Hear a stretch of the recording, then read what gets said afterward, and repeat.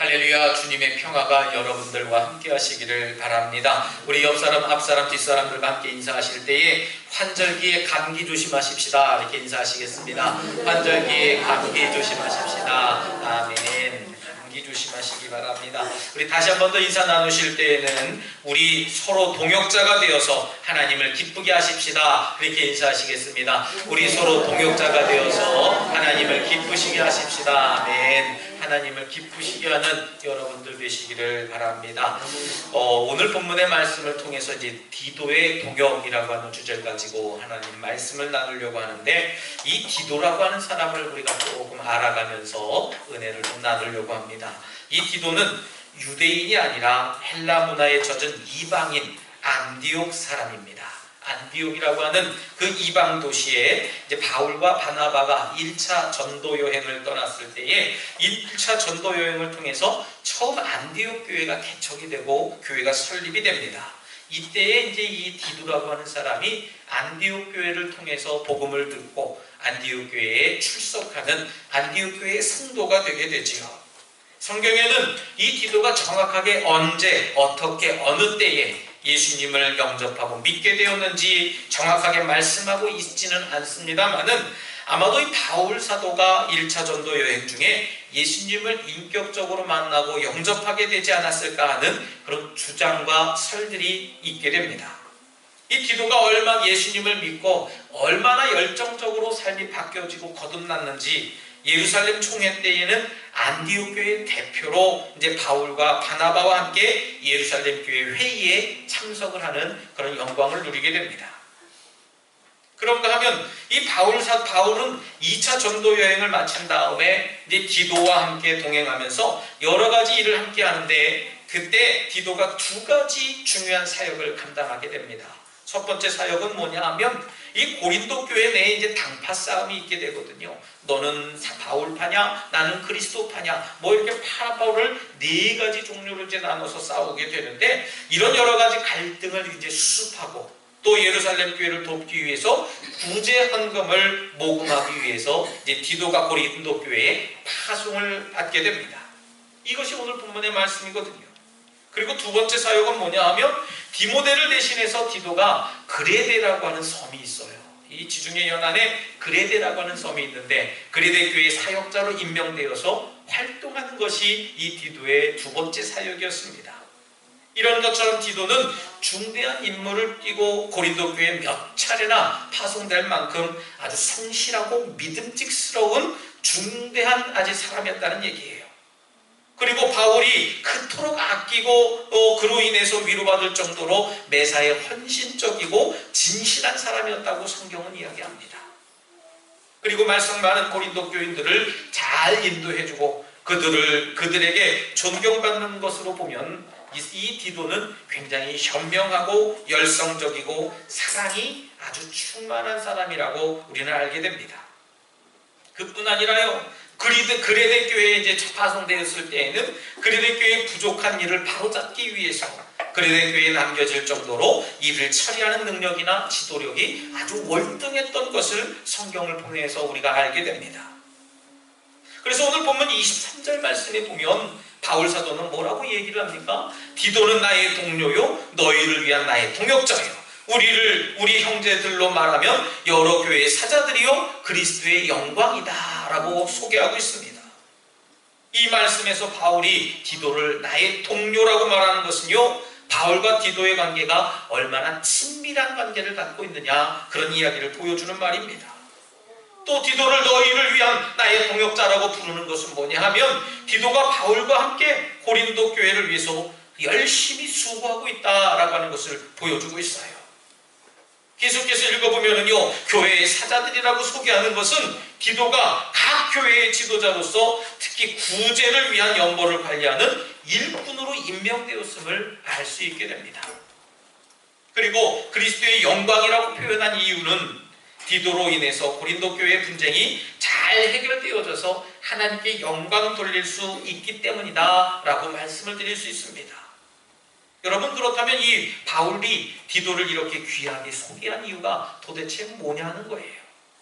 그 이유는 디도도 바울 사도와 같은 간절함이 있었다라고 하는 겁니다. 이 간절함이 도대체 어떤 것을 향한 간절함이었겠습니까? 이 간절함은 어떤 일에 대한 열정을 의미하지 않습니까? 저 사람 열정이 있어, 저 사람 간절해, 그런 이야기를 우리가 종종 하게 됩니다. 다시 말씀드리면 지금 이 바울과 디도는 같은 열정을 가지고 간절함을 가지고 있다라고 하는 거예요. 바울과 디도에게 어떤 열정이 있었겠습니까, 여러분?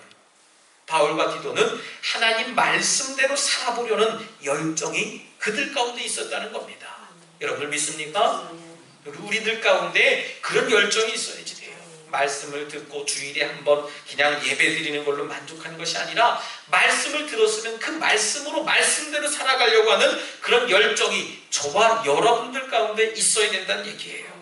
그냥 듣고 아멘 했으니까 끝난 게 아니라 내 삶으로 증명해 보여주는 그런 열정이 여러분들 가운데 있으시기를 바랍니다.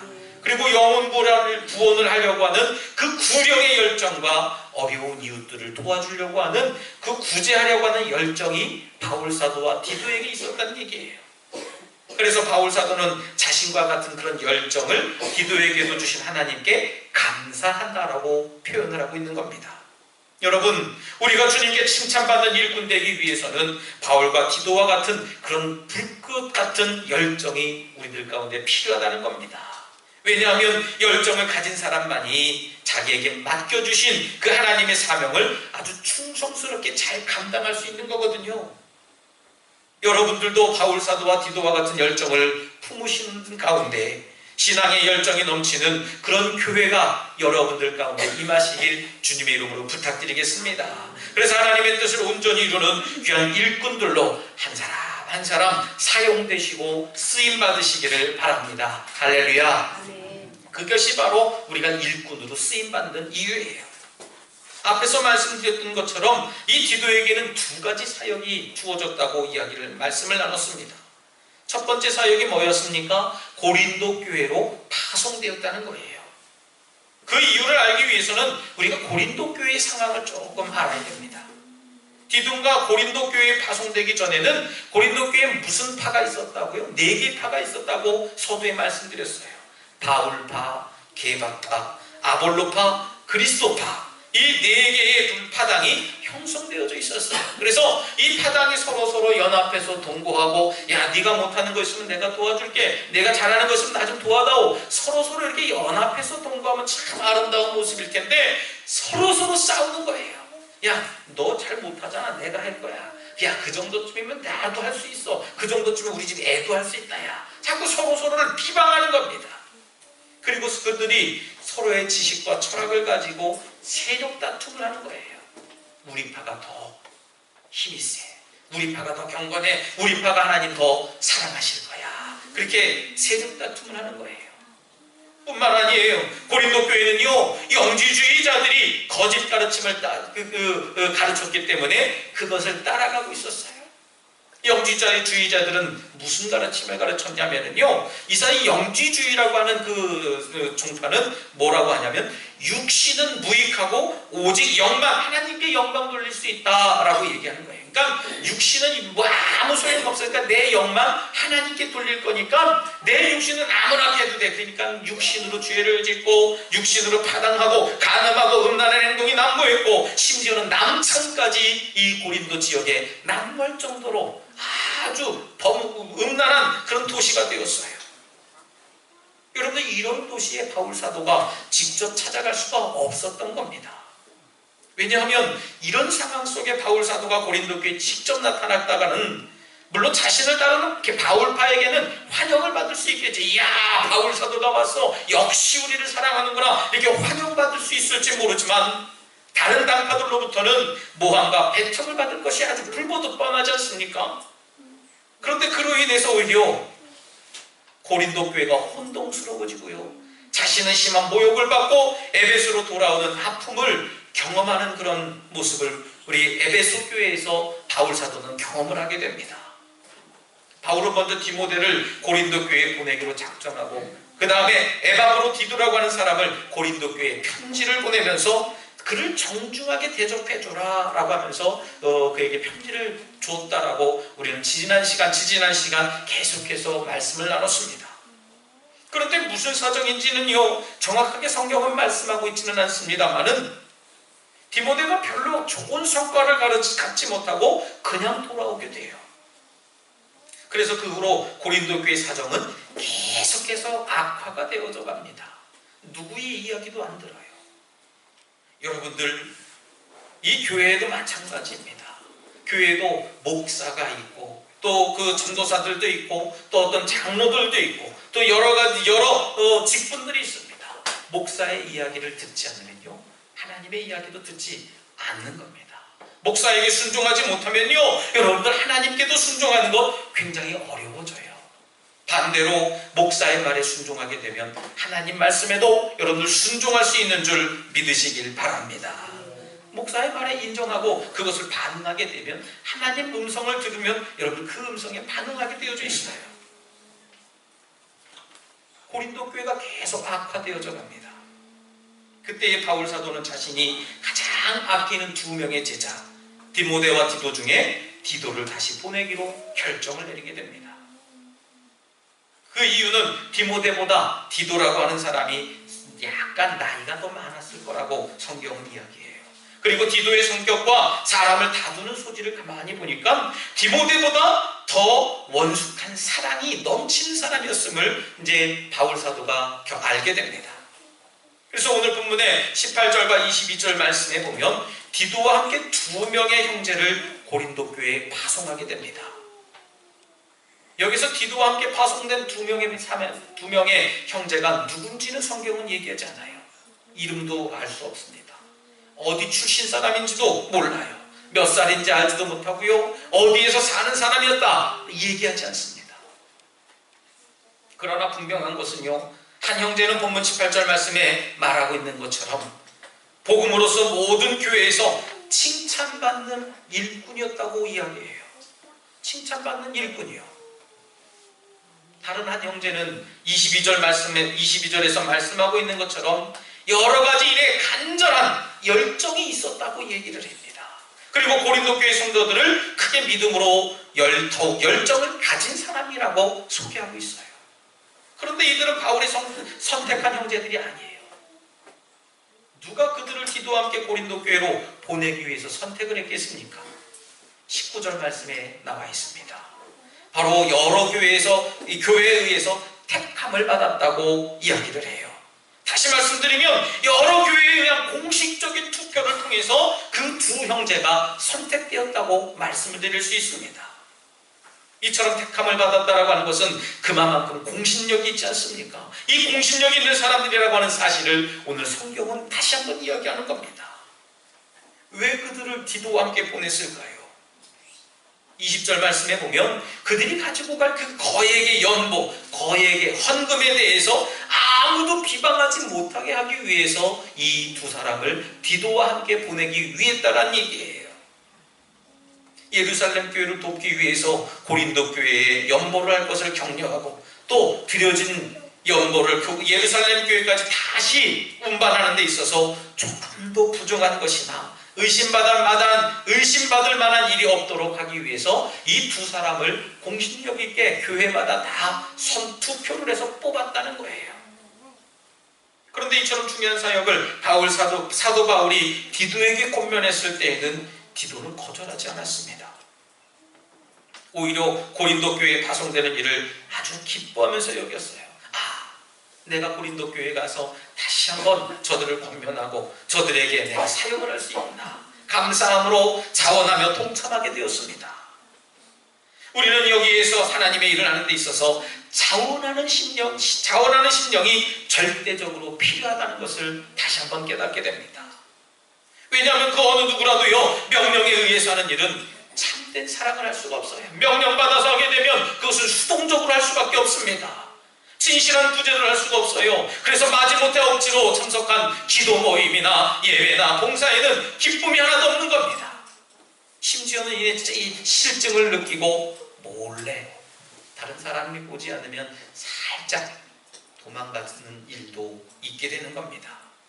그러나 여러분 자원하는 마음으로 교회를 위해서 기도하고 하나님을 찬양하고 말씀을 사모하면서 예배를 드리는 그런 성도들에게 그리고 하나님을 사랑해서 자원하는 마음으로 주님을 위해서 또 주님의 교회를 위해서 헌신하는 그런 성도들에게는 이 모든 일이 기쁘고 즐겁고 보람있고 은혜가 넘치며 놀라운 기사와 이적들이 나타나게 되는 줄 여러분들 믿으시길 바랍니다.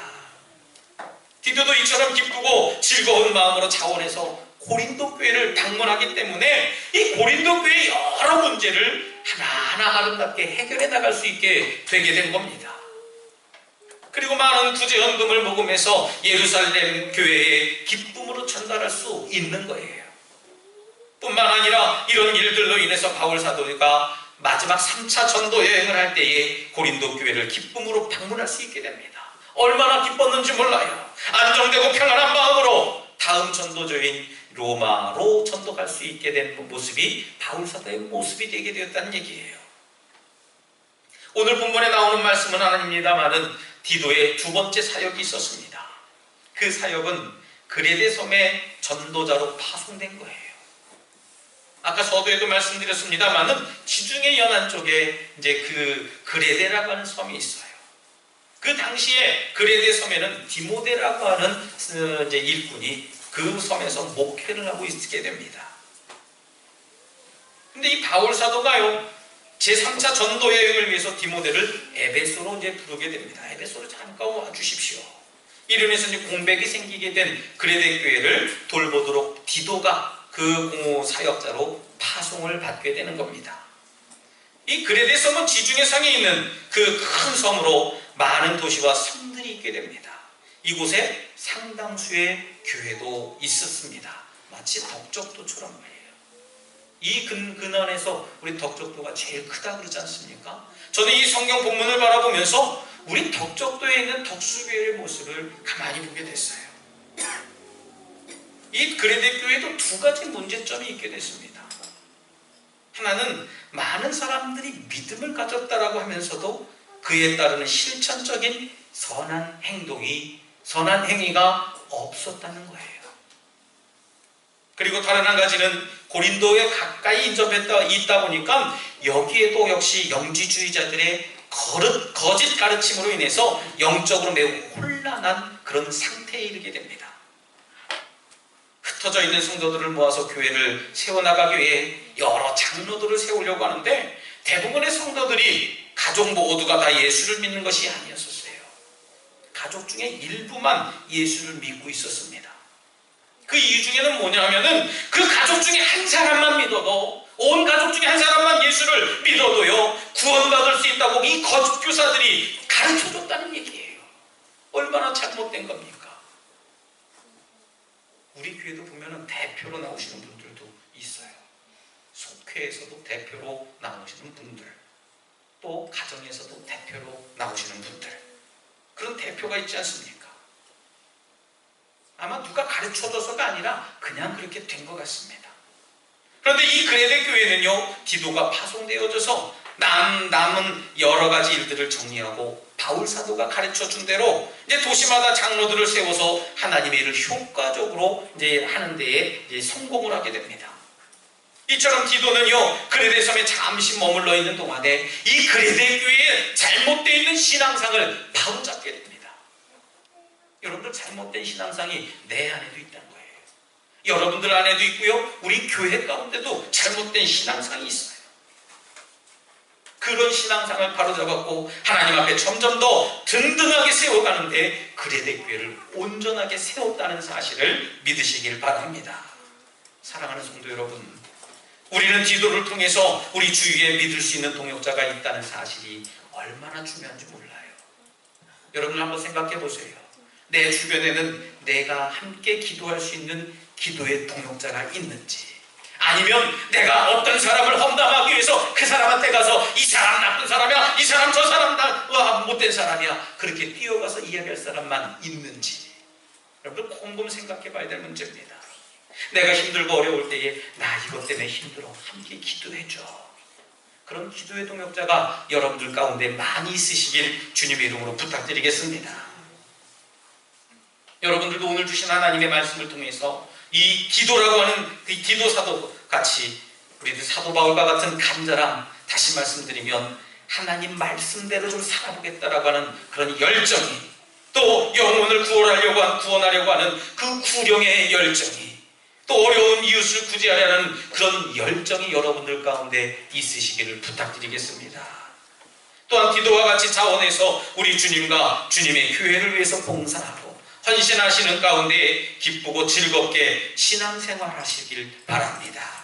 여러분들 이처럼 모두가 우리 주님과 우리 주님의 교회를 위해서 열정을 갖고 자원해서 봉사하고 헌신함으로 인해 우리에게 맡겨주신 그 하나님의 사명을 충성스럽게 감당하시는 가운데 하나님의 뜻을 온전히 이루어가는 우리 덕수교회 성도님들 되시길 다시 한번 주님의 이름으로 축원합니다. 이 시간 함께 잠시 결단의 기도를 드릴 때에 주님 열정을 갖고 자원하는 심령이 되어서 우리에게 주신 사명 충성스럽게 감당하면서 하나님의 뜻을 온전히 이루어가는 동역자들이 되게 하여 주시옵소서라고 이 시간 함께 결단의 기도를 드리겠습니다. 할렐루야. 사랑과 은혜가 충만하신 하나님 아버지 감사합니다. 하나님의 나라를 위해, 하나님의 뜻을 위해, 주님의 몸된 제단을 위해, 주님의 이름을 높이기 위해 저희들이 서로가 하나님이 기뻐하시는 믿음의 동역자들이 될 수 있도록 인도하여 주시옵소서. 서로 기도하는 동역자가 되게 하시고 하나님 말씀을 묵상하는 자들이 되게 하시고 하나님께 영광과 존귀와 찬송을 올려드리는 그런 찬송의 동역자들이 되게 하여 주셔서 하나님께서 주시는 귀중한 은혜와 능력으로 이 제단이 평안하여 든든히 서가는 거룩하고 복된 믿음의 제단이 될 수 있도록 아버지 인도하여 주시옵소서. 주님 역사해 주실 줄 믿습니다. 주님 도와주시고 감찰하여 주시옵소서. 주님 저희들의 믿음 없음을 도와주시옵소서. 주님 도와주시옵소서. 하나님 감사합니다. 오늘도 저에게 동역자들을 붙여주셔서 믿음으로 동역하며 하나님의 나라를 위해 열심히 헌신하고 일하게 하신 하나님 감사합니다. 주님, 우리 주변의 동역자가 힘들어하면 위로자가 되게 하시고 동역자가 어려운 일이 있으면 물심양면으로 도울 수 있는 저희들이 되게 하여 주시옵소서. 주님 오시는 그날까지 착하고 충성된 종으로 섬기고 서로 사랑하며 살아가게 하여 주시옵소서. 감사드리며 예수님 이름으로 기도드리옵나이다. 아멘. 우리 다 같이